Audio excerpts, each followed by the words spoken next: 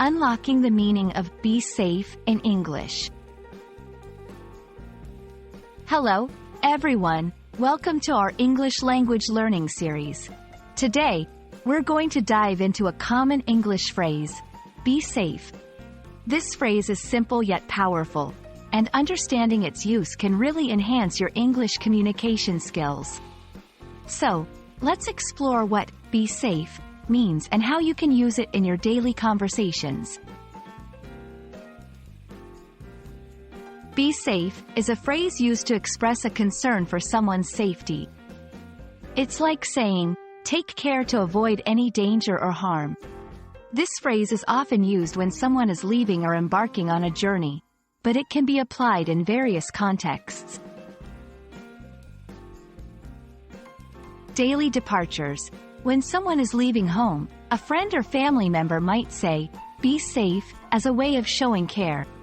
During uncertain times, in situations like bad weather or public emergencies, be safe is a reminder to be cautious and alert. Adventurous activities. Before someone engages in activities like hiking, skiing, or traveling, be safe is a common farewell. While be safe is a straightforward phrase, there are variations that carry similar meanings. Stay safe, used interchangeably with be safe, emphasizing the ongoing nature of safety. Keep safe, a gentle reminder to continuously look after one's own safety. Drive safe or travel safe, specific to the context of driving or traveling. Understanding the cultural context is crucial. In some cultures, saying, be safe, is very common and expected, while in others, it might be used more sparingly. It's a phrase that conveys care, concern, and a wish for someone's well-being. Let's look at some example dialogues. Departing for a trip. I'm heading to the airport now. All right. Be safe and have a great trip. During a storm, I heard there's a big storm coming.